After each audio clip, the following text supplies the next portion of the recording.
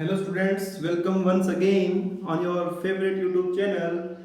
Today we are going to discuss a new method which is cross multiplication method. Cross multiplication method solving pair of linear equations in two variables. In our previous two videos we have seen two methods, two algebraic methods.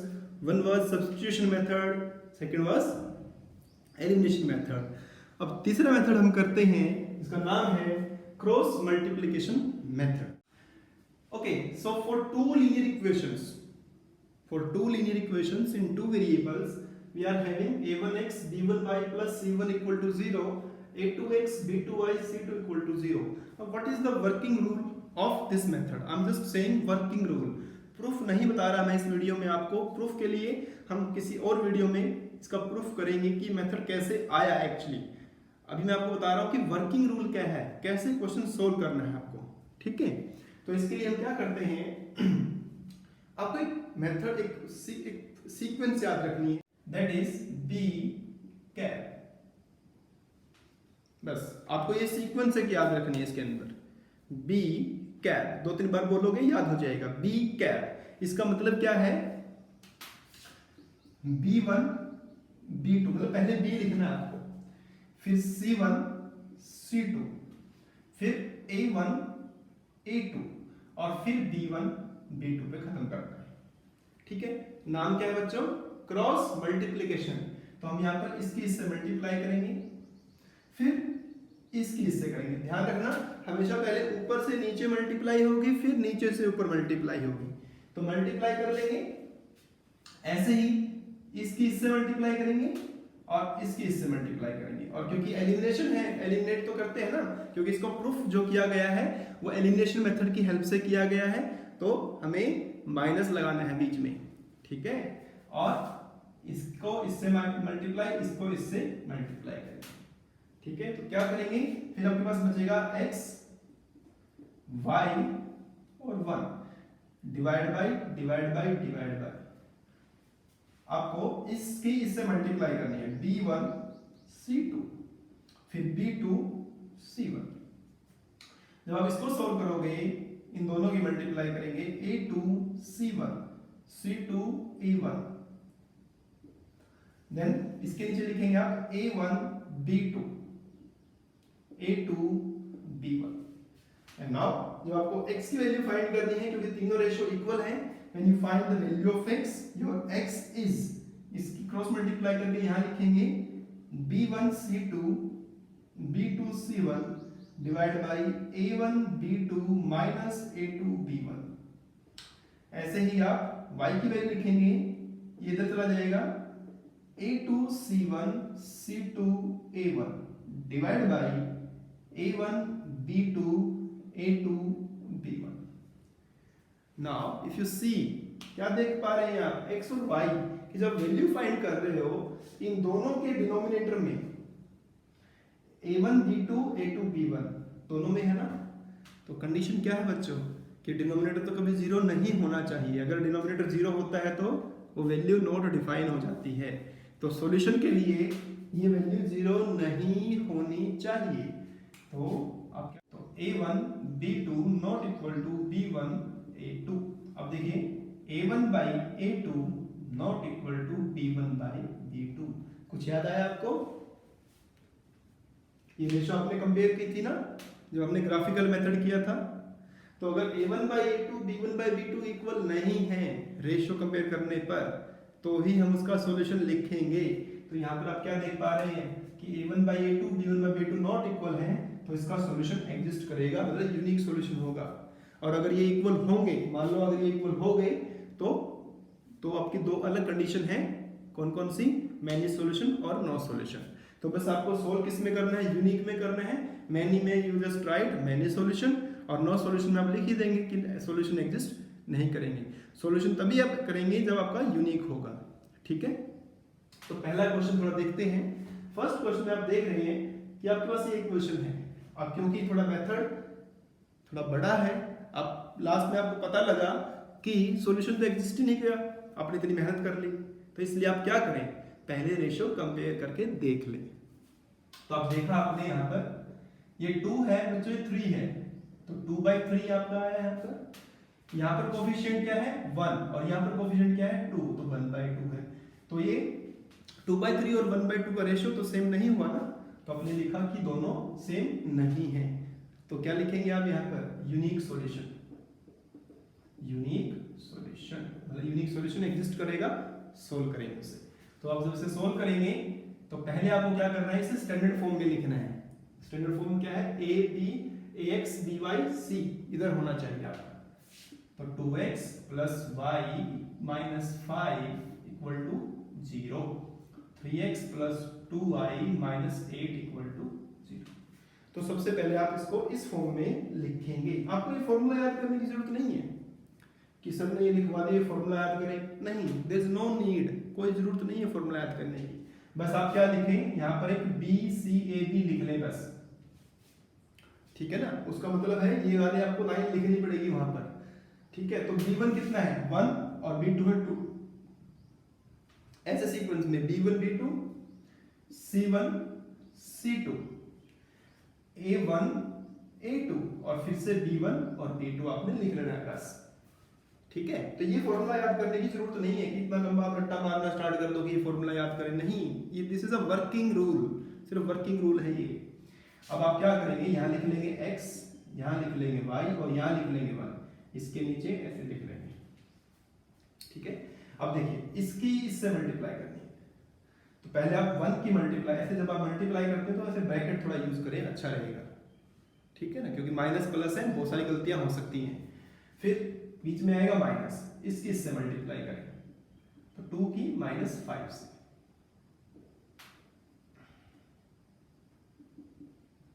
आगे अब -5 की 3 से करें, -5 की 3 से, बीच में minus लगाना, ये बात याद रखना, भूलना मत इसे। अब -8 की 2 से ऐसे इक्वल टू 1, फिर ऐसे ही 2 की 2 से -3 की 1 से, सही है ना। बस ये याद रखना, यहां पर थोड़ा सिंबल का ध्यान रखना, गलती मत कर देना। It is -8, it is -10 + 10, it is -15 minus plus 16, it is 1 4 -3। बच्चों it is x/2 y/1 1/1। तो आप जब x की वैल्यू निकालेंगे तो इसे थोड़ा अंदर के छोड़ दो, मतलब आप जब इसे लिखेंगे x/2 = 1, क्रॉस मल्टीप्लाई करेंगे x की वैल्यू 2 आ जाएगी आपकी, और जब y की वैल्यू निकालेंगे तो y/1 = 1/1, मतलब y = 1। इस तरह से आप y की वैल्यू निकाल पाएंगे, ठीक है। एक और कर लेते हैं, क्योंकि नेक्स्ट में तो बहुत सारे सिंबल्स माइनस के यूज हो रहे हैं तो ज्यादा कंफ्यूजन हो सकती है। एक और करके देखेंगे, ट्राई करिए। सबसे पहले बच्चों क्या लिखना आपको, ये जो बताया था b1 b2 c1 c2 a1 a2 b1 b2, ठीक है ना। आपको इस तरह से ये लिख लेना है, ठीक है ना। तो इसमें कोफिशिएंट्स लिखिए -3 -3 -7 -15 1 3 और फिर से -3 -3, ठीक है ना। यहां लिख लीजिए अपना x divide by y divide by 1 divide by, ठीक है। अब जस्ट सिंपल फोकस करना अपनी मल्टीप्लिकेशन पर, माइनस प्लस का खास तौर पे ध्यान रखना है, यही गलती करवाते हैं यहाँ पर। तो इनकी ध्यान से लिखिए -3 -15, बीच में माइनस देना है, -3 -7, बहुत सारे माइनस हैं, be careful,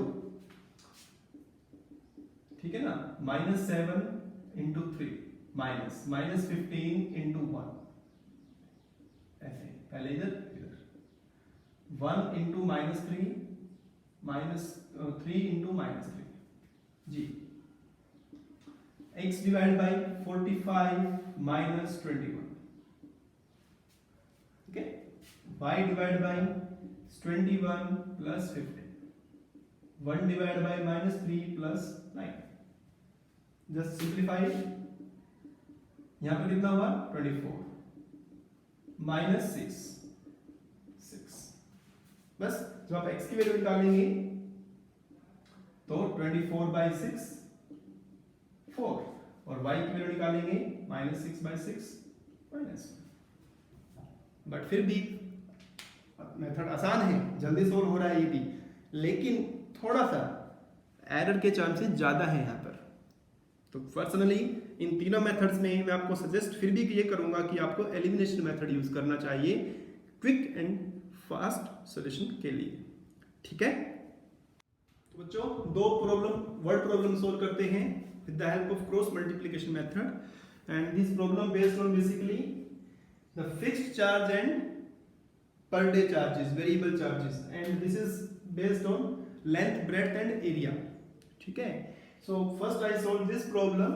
It is basically a part of monthly hostel is fixed, एक part fix दिया है, मतलब जैसे आपका accommodation charge हो गया, and remaining depends on the number of days one has taken food in mess, और दूसरा क्या है कि आपने जितने दिन वहां पर खाना खाया, पर डे आपका खाना खाने का अलग खर्चा है। This is something like एक क्वेश्चन था आपके बुक में, और भी क्वेश्चंस हैं कि लाइब्रेरी का चार्ज है, कुछ दिनों के लिए फिक्स चार्ज है और कुछ रिमेनिंग डेज के लिए वेरिएबल चार्ज है। ऐसा ही एक आपका टैक्सी वाला क्वेश्चन है जिसमें आपका कुछ फिक्स चार्ज है और कुछ चार्ज आपका डिस्टेंस ट्रेवल करने पर है। तो इनको करने का सिंपल सा तरीका होता है बेटा, फिक्स चार्ज को x मान लो और वेरिएबल चार्ज को y मान लो। वो किसी भी तरह का क्वेश्चन हो, लाइब्रेरी का क्वेश्चन हो, खाना वाला क्वेश्चन हो, हॉस्टल वाला क्वेश्चन हो, टैक्सी वाला क्वेश्चन हो, ठीक है ना। तो यहां पर आप क्या करेंगे, let the fixed charges be ₹x, ठीक है। आप क्या करेंगे, दूसरा क्या है इसके अंदर, यहां पर क्या लिखा है, cost of food per day, let cost of food per day, इसको आपने ₹y मान लिया। अब according to question the fixed charge someone has to pay, देना ही पड़ेगा उसको x, तो चाहे वो एक दिन खाना खाए चाहे 20 दिन खाना खाए, देना ही पड़ेगा। तो कौन है यहाँ पर, एक स्टूडेंट है A, उसने 20 दिन खाना खाया, एक दिन का ₹y देता है, इट्स वेरी सिंपल। 20 दिन का कितना देगा, वेरी गुड 20y, और टोटल कितना पे किया उसने, 1000 रुपया। ऑल्सो दूसरा स्टूडेंट कौन है, B, उसने 26 डेज खाना खाया वहां पर हॉस्टल में, मतलब उसको फिक्स चार्ज देना ही पड़ेगा, लेकिन 26 डेज का 26y हो जाएगा, और कितना खर्च किया उसने, 1180। तो बताओ फिक्स्ड चार्ज क्या है, वेरिएबल चार्ज क्या है। तो इसे हम क्रॉस मल्टीप्लिकेशन से करेंगे, देखिए कैसे। तो आपके पास दो इक्वेशन है, तो इसमें d1 आपका 20, d2 26, आपको प्रोसेस लिख सकते हो अपना। फिर आपका क्या है, c1 एक 1000 और ये आपका 1180, फिर a1 a2 और फिर से b1 और b2। तो ये आपके लिए छोड़ रहा हूं मैं, इसको इससे मल्टीप्लाई करेंगे, इससे इससे करेंगे, इसके इससे मल्टीप्लाई, इसके इससे, और जो आपने अभी दो क्वेश्चन देखे हैं उस तरीके से आप इसमें x और y की वैल्यू फाइंड करेंगे। सेकंड क्वेश्चन, तो यहां पर बेटा बात हो रही है एरिया, लेंथ, ब्रेड्थ की, ठीक है। तो हमें पता है एरिया का फॉर्मूला, सोचो L × D, वेरी गुड। तो यहां पर आप दो चीजें लेके चलेंगे, let length of rectangle be x unit, metre centimetre दिया नहीं है, यूनिट्स आप उसको मान सकते हो, यूनिट है units, let breadth of rectangle be y units, ठीक है। अब according to question make two equations, दो इक्वेशन बनानी है। पहली क्वेश्चन पढ़ते हैं, area of rectangle gets reduced by 9। पहले आप एरिया को निकाल लीजिए, एरिया होता है आपका L × D, ठीक है। क्या कह रहा है कि एरिया जो है वो 9 यूनिट्स कम हो जाएगा, area gets reduced 9 square unit, xy था 9 कम हो गया, तो आपने माइनस किया, कब हो जाएगा बताया इसने, इक्वल टू लिखना पड़ेगा ना, कब होगा तो इक्वल टू, मैथमेटिकल इक्वेशन है। Length is reduced by 5, length को 5 कम कर दे, लेंथ 5 कम कर दिया, ब्रेड्थ इज इंक्रीज्ड बाय 3 और ब्रेड्थ को 3 बढ़ा दें। तो ऐसा करने पर जो एरिया आएगा, तो ये भी तो लेंथ है, ये ब्रेड्थ है, न्यू लेंथ न्यू ब्रेड्थ, तो न्यू एरिया जो आएगा वो पहले से 9 कम हो जाएगा। ठीक है, तो इसको थोड़ा सिंप्लीफाई करें, x into Y, x into 3, 5 into Y और 5 इंटू 3 50। तो बच्चों x y आपका कैंसिल हो गया।